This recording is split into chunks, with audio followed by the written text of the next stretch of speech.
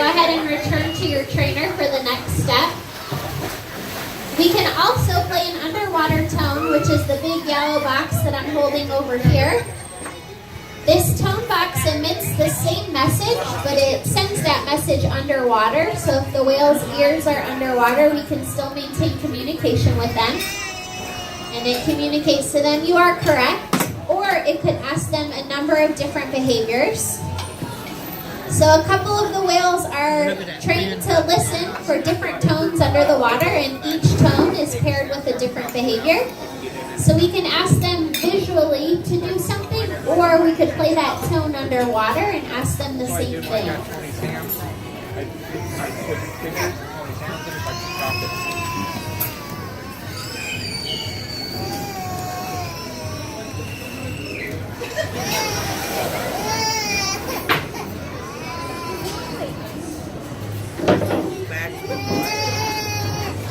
Under the table. Hey, look at it. Are they getting wet? No, it's kind of dry right now. Another good photo opportunity. The three ladies are going to come and pop up on this ledge over here. Don't worry about water. Get your cameras ready.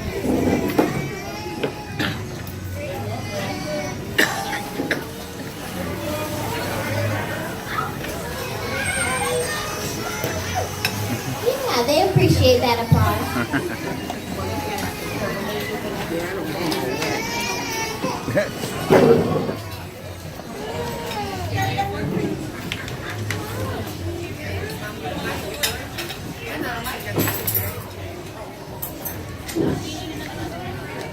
Put in my food here.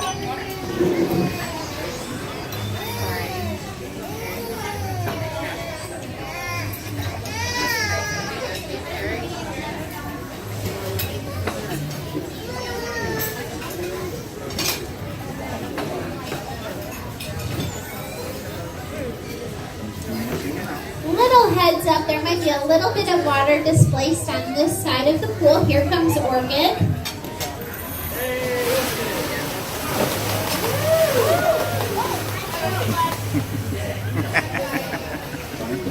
And one more time, Kalia's going to be doing the same behavior.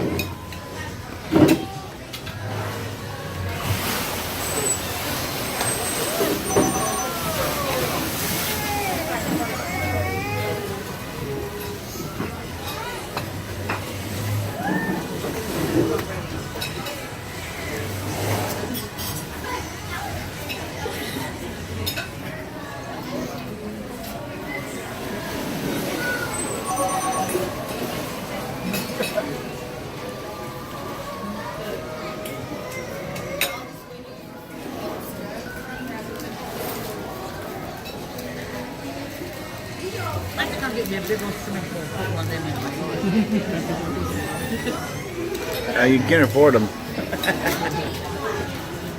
Look at the penguin in the finger.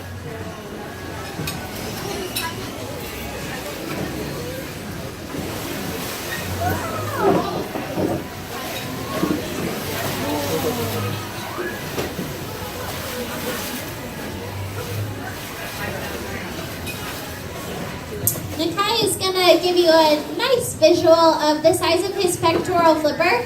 Here he goes.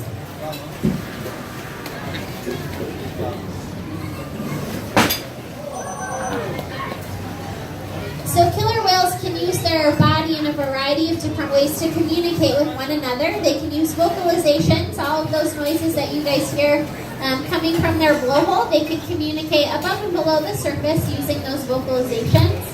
And they can also use their body, just how Nakai did a couple seconds ago, to make a noise both above and below the surface of the water.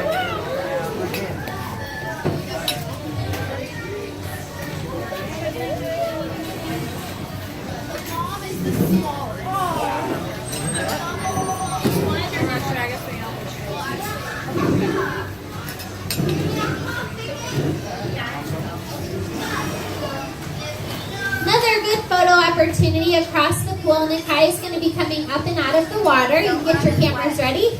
Here he comes in 3, 2, and 1.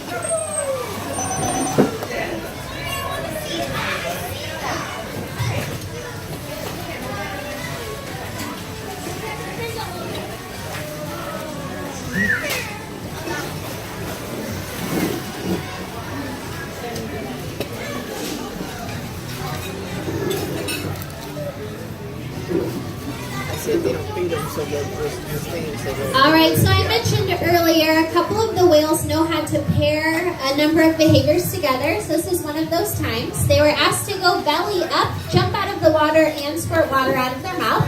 So we'll see if Orchid and Kalia can do that. Here they go across the pool. Awesome. You can go ahead and give them a round of applause and they pop back up to Amber. That was an awesome job.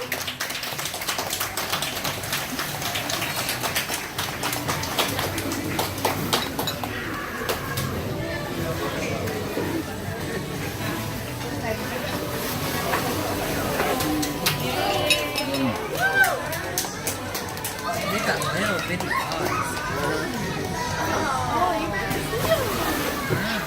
Pretty, they can see it all the way around. Alligator eye. I heard that on the radio. That's dolphin. That's dolphins, isn't it? Okay, I don't know. You talking about the dolphin? The advertisement for dolphin here is the cans, right? The dolphins. I don't know, I do. All right, so a couple of you may have just noticed, Kalia and Orchid went ahead and went to the pool next door. Well, we asked her, there is a gate. We went ahead and shut a gate connecting this pool to a pool behind us, and they chose to go to the other pool, which is completely fine. Ultimately, it is up to them what they would like to do. So we're going to go ahead and continue on with the three whales still remaining, Shuka, Nakai, and Amaya.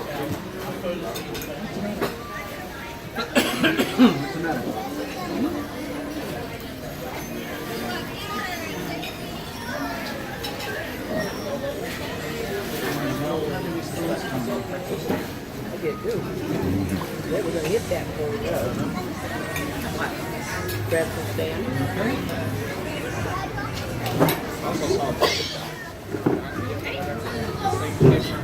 All right, so unfortunately it has come to the end of our interaction, but Shuka is going to go ahead and do one final behavior for you guys.